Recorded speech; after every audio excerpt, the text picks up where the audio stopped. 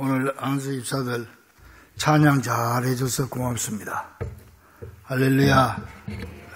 감사합니다.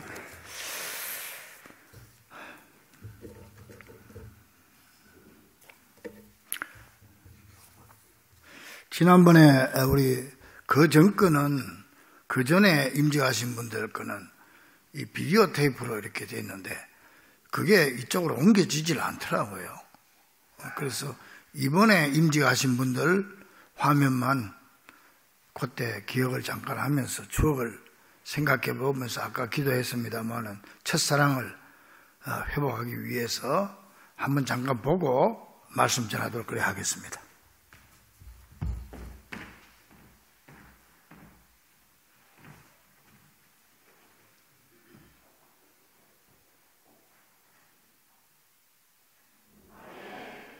감사합니다. 용인의 랜드마크 용인중부교신 환영합니다.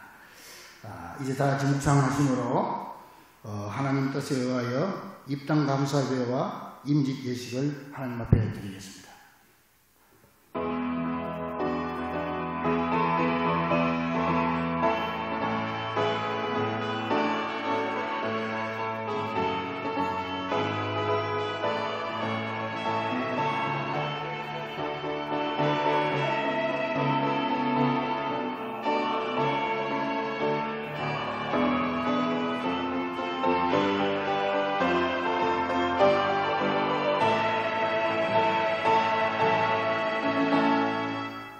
이제 안수 집사님 받으실 분들이 있었어요.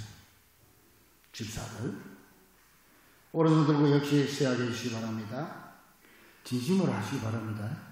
진심으로. 신구약 성경은 하나님의 말씀이요 또 신앙과 행위에 대하여 정확무한 유일의 법칙으로 믿고 따르기로 서약합니까? 본 장로의 신도와 요리문답과 교리는 신구약 성경의 교훈한 도리를 총괄하는 것으로 알고 성실한 마음으로 믿고 따르기로 서약합니까? 본교의 집사의 직분을 받고 하나님의 은혜를 의지하여 교회를 위하여 죽도록 충성하기로 서약합니까? 예수 그리스도의 청지기로서 본교회 화평과 연합을 위해 충성하며 교회 어른들을 존경하기로 서약합니까? 네, 됐습니다. 앉으십시오. 장주식, 조재훈, 박승수,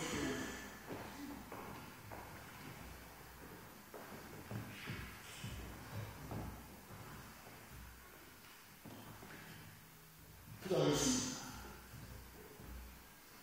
역사를 승리하시는 살아계신 아버지 하나님, 이 시간 장주식, 조재훈, 박승수, 서울석 네 분에게 지금 집사의 주임을 맡기 위해 하나님 앞에 무릎 꿇습니다.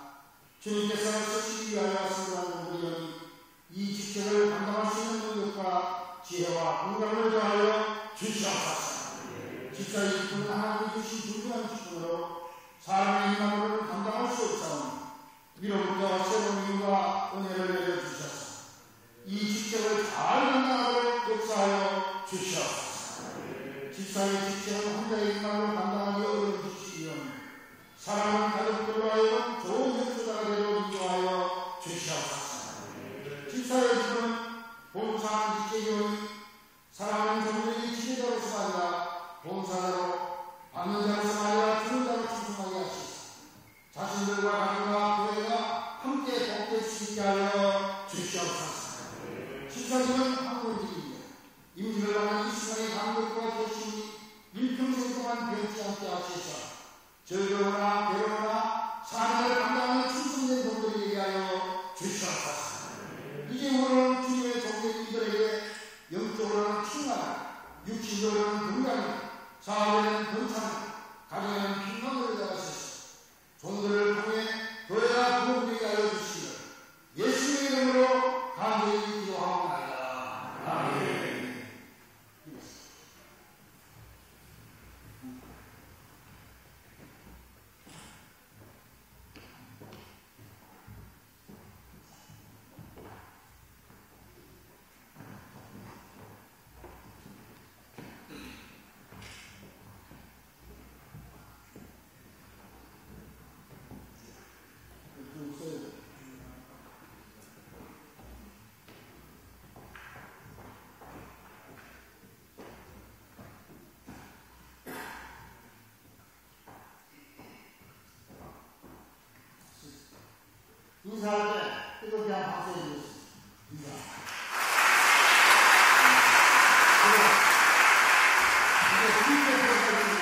오늘 안수 받은 분 취임하시면 다 자리에서 일어나십시오. 선포하겠습니다. 선포하는 이 순간부터 장로님이고 권사님이 되시는 겁니다. 본 용인중부교회 당회장인 나는 지금 예수 그리스도로부터 받은 직책과 교회의 권위를 가지고 조성행, 박태영, 윤옥근, 이교시가 대한예수의 장로회 용인중부교회 장로로, 장주식, 조재훈, 박성수, 서우석 씨가 대한예수교 장로회 용인중부교회 집사로 성부와 성자와 성령의 이름으로 선포하노라. 아멘. 박수하겠습니다. 잘 앉으세요. 이제 여러분 장로님이 되시고 안수 집사님이 되시고 권사님이 되셨습니다. 축하드립니다. 할렐루야. 임직회 안수집사 장주식, 하나님의 부르심과 본교회 성도들의 신률받아 안수집사로 임명하게 됨을 축하드리며 이 패를 드립니다. 나를 등하게 하신 그리스도 예수 우리 주께 감사함은 나를 충성되이 여겨 내게 직분을 맡기심이니 주 2020년 6월 14일 대한예수교 장로회 용인중부교회 위임목사 최창수.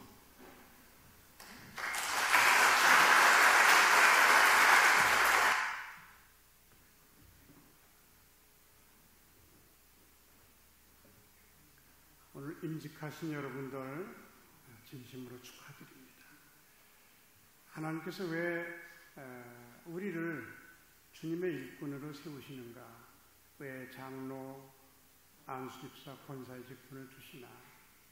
그 이유는 잘 섬기는 사람이 되라고 직분을 주신 겁니다.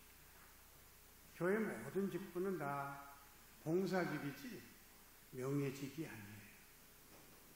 그래서 우리는 섬기라고 하나님이 이 직분을 우리에게 주셨다. 이렇게 생각하고 평생 섬기는 사람으로 일하시고 섬기는 사람으로 살아가시기를 바랍니다. 예수님께서 이 땅에 오실 때 나는 섬김을 받기 위해서 온 것이 아니라 섬기러 왔다. 이렇게 말씀하셨어요. 예수님도 섬기셨다고 한다면 우리야 말해 뭐하겠습니까? 목사나 장로나 권사나 안수집사 모두 다 우리는 섬기라고 부름받은 사람들이고 섬기라고 직분받은 사람들이다. 그렇게 생각하시고 이전보다 더 크게 섬기시고 더 많이 섬기시는, 또 열심히 섬기시는 여러분들이 되시기를 바랍니다.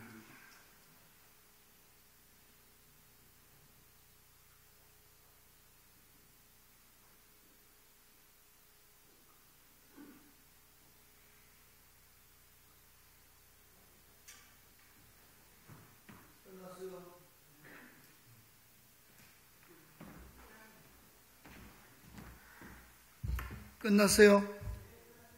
끝나면 저걸 죽이면 내가 나오잖아. 저기서 이러니까 어디 가라는 건가? 이제 꺼버려요. 어때요? 우리 안수 집사님들 2년 지났는데 3년 지났네 벌써. 20년이니까 21, 22, 23 어떻습니까? 그대로 지금 잘 약속한 대로, 서약한 대로 잘하고 계십니까? 또 이뿐만 아니라 이전에 받은 분들도 다 똑같아요. 똑같이 여러분 하나님 앞에 서약하고 그래 안수집사 된 분들입니다. 근데 제가 왜 이걸 틀어주느냐 하면은 우리의 약속이 하나님 앞에 일부러 그런 건 아니지만 거짓말이 되면 안 됩니다. 하나님 앞에 우리가 어린 자식하고도 약속을 했으면 꼭 지켜야 되는 것이고, 특히 하나님 앞에 하나님의 성전에서 많은 사람들 앞에서 오른손 들고 서약을 했으면 지켜야 됩니다. 잘 지키고 계시는 줄로 믿습니다. 아멘. 제가 목회를 해보니까요, 두 종류의 교인이 있습니다. 책망할 수 있는 교인이 있고 책망할 수 없는 교인이 있습니다. 꼭 한마디 하고 싶은데 못하겠어요. 못하는 사람이 있어요. 그러나 어떤 사람은 뭐 조금 이렇게 잘못해도 내가 김 집사, 이 집사 그렇게 하면 되나 이렇게 해야지 가볍게 부담 없이 얘기할 수 있는 사람이 있고 어떤 사람은 꼭 여기까지 올라와도 못하고 참는 사람이 있어요. 왜 그럴까요? 말하면 책망을 안 들어주니까 그런 거예요. 안 들어주니까. 그러면 말하는 나도 기분 나쁘고 본인도 또 기분이 언짢고 그래서 얘기를 안 하고 말아버립니다. 그래서 한 번 하고 또 안 들으면 두 번 하고 또 안 들으면 세 번째 얘기 안 합니다. 이제는 그 사람은 천당 갈 때까지 이제 그 얘기는 내가 안 하는 거예요. 왜? 괜히 서로가 기분만 안 좋고 이건 하나님이 하셔야지 내가 안 된다 이런 생각이 내가 들게 되고 그 대신 사랑하고 기도하는 건 계속 합니다만은 이제 그렇습니다. 오늘 본문에 보니까 오순절에 성령 충만 이제 120문도가 받잖아요. 받아가지고 밖으로 뛰어나가서 복음을 전하는 그 내용이에요. 전체가. 그 내용인데 여기 먼저 본 말씀을 보니까 베드로가 나가가지고 막 2장에서 외치는데 당신들이 며칠 전에 죽인 예수가 바로 하나님의 아들이요. 그분이 살아나셨어요. 내가 직접 봤어요. 내가 증인입니다. 막 그랬다고. 그래 외쳤더니 그 말을 듣는 사람들이 오늘 2장 37절에 보니까 그들이 그 말을 듣고 마음에 찔려 마음에 어떻게? 찔렸다. 마음에 찔렸다. 마음에 찔리는 게 은혜 받는 겁니다. 오늘 우리 안수 집사들도 내 설교 듣고 마음에 찔리기를 바랍니다. 아멘. 마음에 찔려야 돼. 찔리는 거. 여러분들 설교 듣고 기분 좋으면 은혜 받았다. 그것도 은혜가 될 수 있지만 성경에 보니까 찔리는 게 은혜야. 마음에 찔려서 여기까지 은혜 받았습니다. 그리고 나서 어떻게? 찔린 거로 끝나나? 우리가 어찌할꼬. 그러니까 내가 회개하고 세례를 받아라. 회개해라. 그러니까 하루에 3,000명씩 막 예수 믿는 사람이 돌아오는 거예요. 이런 역사가 있고 그런데 두 번째 본 7장에 이제 그래가지고 교인들이 많아지니까 교회에 이제 6장에 가가지고 교회 집사를 뽑잖아요. 이급 집사를 뽑잖아요. 뽑고 7장에 가가지고 집사 중에 스데반 집사가 밖으로 나가서 또 복음을 전하는 거야. 전하는데 똑같이 전했어. 베드로하고 내용이 같아요. 당신들이 얼마 전에 죽인 예수가 바로 하나님의 아들이고 그분이 죽었다가 살아났습니다. 그걸 또 이제 외치는 거예요. 똑같습니다. 자, 이 설교를 들은 사람들이 어떻게 했냐? 여기 보니까 사도행전 7장 54절에 보니까 그들이 이 말을 듣고 마음에 찔려. 여기까지 똑같아. 마음에 찔렸어. 그럼 은혜 받았다는 거예요. 베드로 말 설교를 듣고도 마음에 찔려. 스데반 설교를 듣고도 저들이 이 말을 듣고 마음에 찔려. 마음에 찔리는 거 은혜 받았다는 겁니다. 그런데 그 찔린 다음에 베드로 설교 들은 사람들은 어떻게 했어? 우리가 어찌할꼬 회개했어요. 그런데 스데반 설교 들은 사람들은 어떻게 했어요? 찔리는 것까지는 좋았는데 이를 갈거늘. 이를 갈았어. 이를 갈았어요. 이게 다른 거예요. 은혜를 거꾸로 받은 것이. 그래가지고 돌멩이를 쳐 죽여버린 거예요. 스데반 집사를. 그러니까는 우리가 은혜를 받는 것도 중요하지만은 은혜 받은 다음에 어떻게 하느냐. 또 마음에 찔리고 책망을 받을 때 내가 어떤 자세로 나가느냐 하는 게 이게 중요한 거예요. 책망 받을 때 베드로 설교 들은 사람들처럼 회개하고 그래요. 믿습니다. 앞으로 잘 해야 되겠습니다. 이래가지고 나가는 사람은 베드로 설교 들은 사람들이고 마음에 찔렸는데도 책망을 받고도 오히려 기분 나쁘게 생각하고 앙심을 품고 만약에 그런 사람이 있다면은 그거는 스데반 집사 설교 들은 사람들이지. 그건 돌멩이로 가지고 이제 스데반 죽이는 거죠. 이 두 가지 대조적입니다. 따라서 우리가 잘못할 때보다 그 다음이 중요해요. 그래서 잠언 9장 8절에 보니까 거만한 자를 책망하지 말라. 그가 너를 미워할까 두려우니라. 지혜 있는 자를 책망하라. 그가 너를 사랑하리라. 무슨 말인지 알겠죠? 책망할 일이 있어도 아무나 책망하면 안 된다는 말이에요. 특히 거만한 자, 교만한 자를 책망하면 오히려 미워하고 기분 나빠한다는 거예요. 여러분은 성경에 사울 같은 교인이 되기를 원합니까? 다윗 같은 교인이 되기를 원합니까? 사울은 이스라엘 초대 왕이고 2대 왕이 다윗이잖아요. 자, 보세요. 사울도 처음에는 좋았어요.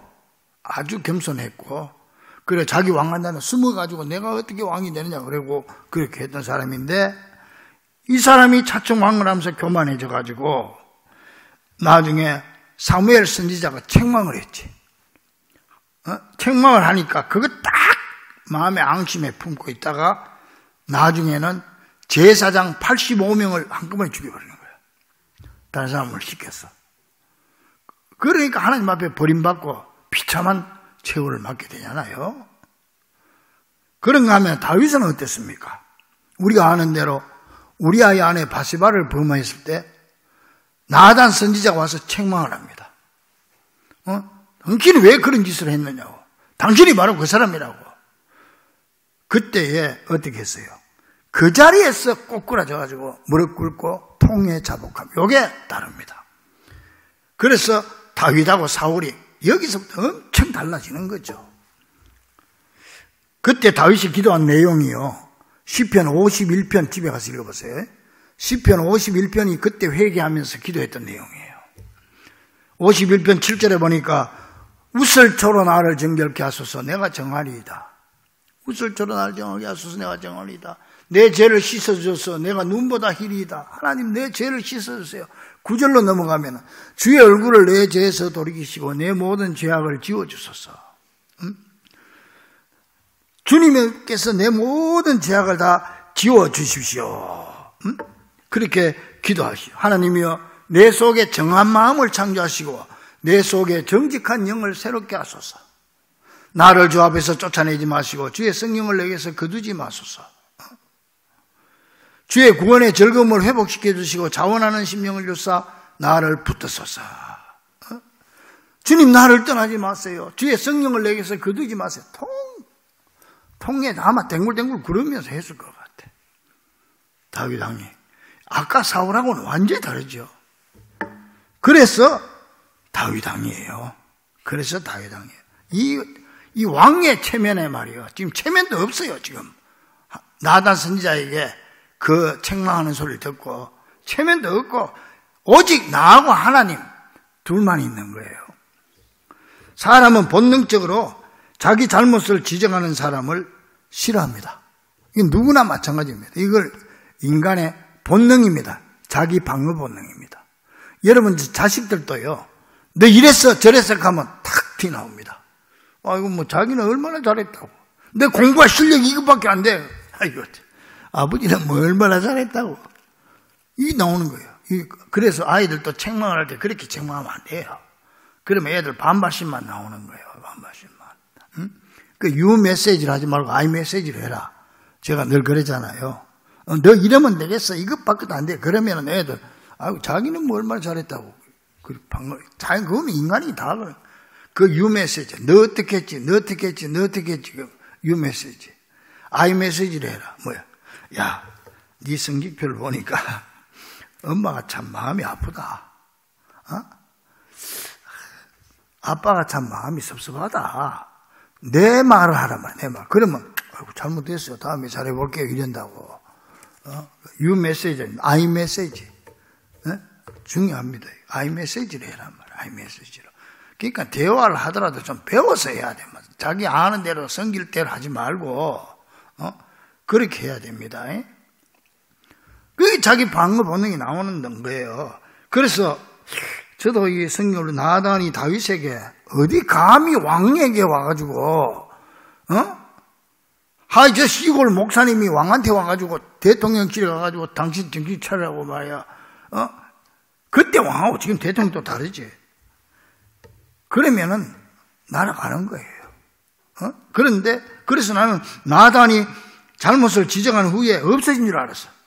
그런데요, 성경을 자세히 계속 읽어보면은 이제 다윗 정권이 거의 끝날 때가 돼가지고 죽을 때가 돼서 후임자로 물려져 자식들에게 물려져야 되는데 아도니아라고 하는 아들이 탁 났습니다. 자기 외갓집 식구들 이랬겠다 해가지고 아도니아가 딱 났어가지고 내가 왕이 돼야 되겠다. 그 정권을 잡을 뻔했어요. 이때에 나단 선지자가 탁 나타납니다.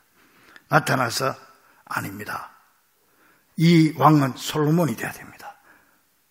이때 그냥 1등 공신이 나단 선지자예요. 그러니까는 자기를 책망해 준 사람을 그만큼 다윗은 계속 인정을 해줬다는 것이고, 그래서 그 사람이 인정을 받으니까 나중에 솔로몬을 왕을 세우는데 1등 공신이 되고, 그래서 그 나라를 살리니 이 아도니아를 성경이나 이 모든 걸 보면은 아도니아가 왕이 됐으면 이스라엘 망합니다. 100% 망하게 돼 있어요. 그 솔로몬을 통해서 그 나라가 부국이 되잖아요. 자, 다윗은 이렇게 자기에게 충고한 사람을 그렇게 귀하게 여긴 사람입니다.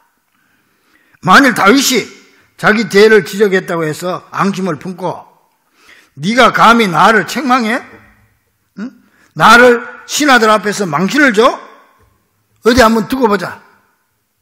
만약에 그렇게 안갚음을 어떤 방법으로든 했으면은 다윗 왕국은 망해버렸을 것이고 아도니아가 왕이 돼가지고 분명히 망했을 게 분명합니다.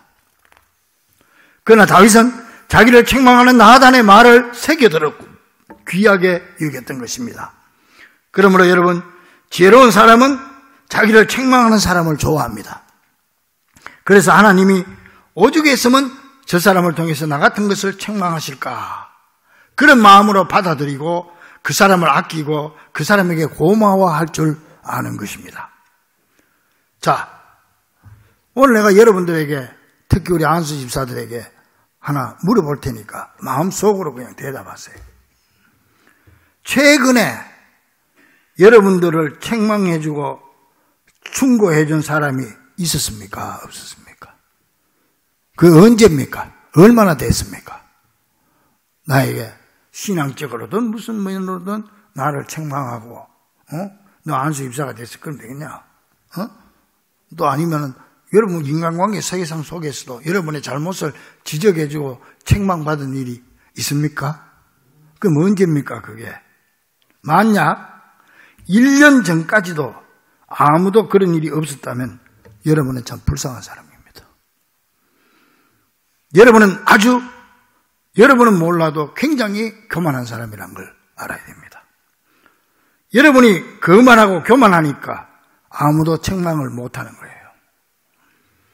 심지어 여러분의 아내도 못하고 친구도 못하고 여러분의 신앙면에서도 목사도 못하고 장로님들도 차마 말을 못하는 거예요.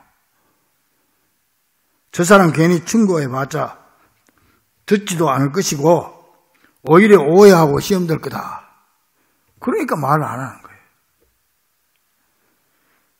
그러나 내가 잘못할 때마다 누군가 나에게 충고해주고 책망한 기간이 짧다면은 그래도 내 영은 깨어있는 사람이고 요즘도 여러분을 위해서 충고해주고 책망해주는 가까운 사람이 아직 있다면 그분은 영이 살아있는 사람이고 소망이 있는 사람인 것입니다.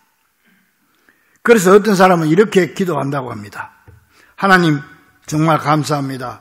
책망을 받을 줄 알고 배울 줄 아는 사람이 성경에 귀하다고 했는데 주여 일주일에 한 사람씩 나에게 보내서 나를 충고하고 책망하여 주시옵소서. 그래 기도한다고 하는데 여러분도 어떻게 그렇게 기도할 용기가 있습니까? 우리는 1년 내내 나를 책망하는 사람이 없으니까 그야말로 내가 훌륭하고 뛰어나서 그런 줄 압니다. 그러나 어딘지 모르게 본인은 모르지만 주위에서 볼 때 교만하고 거만하니까 차마 겉으로 드러내놓고 말은 못하고 속으로만 담아두고 있는 것입니다. 우리는 죽을 때까지 책망을 받고 배우는 사람이 되어야 됩니다. 오늘 내가 누구를 만나더라도 저 사람에게 뭘 배울까? 저 어린아이를 통해서 뭘 배울까? 이런 마음으로 살아가야 하고, 남이 나를 충고해주면 정말 하나님 앞에서 옳은 충고이면 언제나 기쁜 마음으로 받아들여야 합니다. 그런 사람이 인격적으로 신앙적으로 성장하는 사람임을 기억하시고, 그런 사람이 겸손한 자입니다. 권사님들도 마찬가지입니다. 권사님들도 교회에 기도하라고 권사 세워줬는데 생전 새벽기도도 안 나오고 예배도 제대로 안 나와도 아무도 얘기 안 하죠. 여러분 참 잘해서 그런 줄로 착각하지 마세요. 여러분은 교만한 사람이에요. 교만하니까 말을 못하는 거예요. 말을 하면 말해도 안 들을 것 뻔하고, 말하면 괜히 서로 기분만 안 좋고, 그래서 말 안 하는 거예요. 이걸 알아야 돼. 안수 집사님들 마찬가지고 우리 모든 성도들도 다 마찬가지예요. 이걸 자기 스스로 알아야지. 야, 난 편하다. 내가 뭐 그래도 괜찮으니까 말을 안 하는 것보다 이렇게 생각하면 안 된다는 거예요. 이런 지혜와 이런 은혜가 있어지기를 주의 이름으로 간절히 축원합니다. 근데 요즘 많은 사람들은 무조건 자기를 칭찬해야 좋아합니다. 물론 고래도 칭찬하면 춤춘다는 말도 있습니다만은, 그러나 칭찬과 아부는 다릅니다. 아부하는 사람만 좋아하고 진심으로 충고해주는 사람은 알게 모르게 멀리하고 싫어합니다. 그러니까 결과적으로 망하는 겁니다. 내 영혼이 망하고 내 가정도 망하고 이 나라도 그러면 망하게 되어 있습니다. 이게 다 교만병이 든 사람입니다. 그래서 성경은 말합니다. 베드로전서 5장 5절에 해서 하나님은 교만한 자를 대적하시되 겸손한 자에게 은혜를 베푸시느니라. 믿습니까? 하나님의 능하신 손 아래서 겸손해라. 때가 되면 너희를 높이리라. 믿습니까? 너희 염려를 다 주께 맡기라. 이는 하나님이 너희를 돌보십니다. 하나님은 교만한 자를 대적합니다. 그런데 자기 자신이 교만한 줄 모르고 교만의 길로 걸어가는 사람이 많습니다. 그 척도를 어떻게 잰다? 다른 사람이 내한테 1년 내에 가도 충고 한마디 안 하고 내한테 책망하면 안 하면 내가 교만한 줄 알아야 됩니다. 교만하기 때문에 그렇습니다. 그러므로 평생 겸손으로 배우고 순종하는 귀한 성도들이 되기를 주의 이름으로 간절히 축원합니다. 사랑하는 성도들, 그리고 우리 안수 집사님들이여, 오늘 제가 전하는 설교도 좋은 충고로 받아들이고 여러분을 향한 책망으로 받아들인다면 하나님은 여러분을 기뻐할 것이고 사명을 감당할 수 있는 능력을 허락해 주실 줄로 믿습니다. 애굽을 나온 60만 장정 중에 성공적으로 가나안 땅에 들어간 사람은 여호수아와 갈렙 두 사람밖에 없습니다. 사울 왕도 출발은 좋았지만 과정과 결과는 완전히 실패함으로 하나님께 버림받은 게 아닙니까? 그러므로 출발도 중요하지만 과정과 결과가 좋아야 하나님 앞에 버림받지 않는 성도, 버림받지 않는 안수 집사가 될 수 있을 줄 믿으시기를 바랍니다. 에스겔서를 보면은 하나님의 심판은 제일 먼저 교회에서부터 시작된다고 그랬습니다. 교회에서부터 심판이 시작이 됩니다. 교회에서도 목사부터 시작됩니다. 목사, 그 다음에 장로님들, 그 다음에 안수 집사들, 그 밑으로 내려가는 겁니다. 우리가 이걸 꼭 기억해서 그만큼 교회가 책임이 있고 직분이 책임이 있다는 겁니다.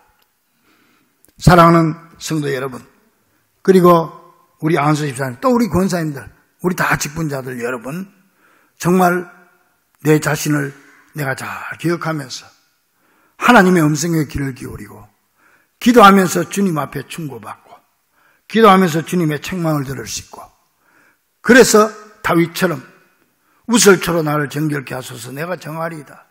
내 모든 죄를 씻어주소서, 내가 눈보다 희리이다. 이런 고백을 할 수 있는 귀한 성도들 다 될 수 있기를 주의 이름으로 간절히 축원합니다.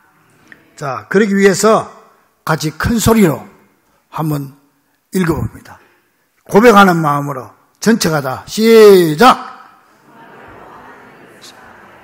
날마다 십자가의 사랑에 뭐 하게 하소서? 미치는 게 아니라 미치게 해달라. 예수로 미친 여러분 되기를 바랍니다. 그 다음에 날마다 방울방울 떨어지는 주님의 피를 만지게 하여 주소서.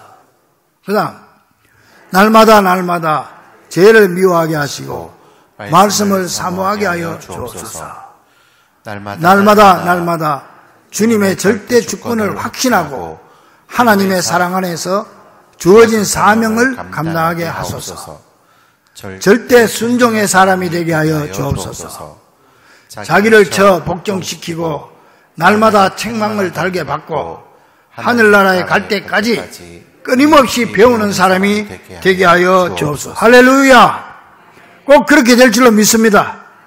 그래서 우리 모두 이 땅에 사는 동안에 맡겨진 사명을 잘 감당하다가 주님 부르시는 그날 개선장군처럼 주님 앞으로 천국으로 입성하게 되시기를 우리 주 예수 그리스도 이름으로 간절히 축원합니다. 기도하겠습니다.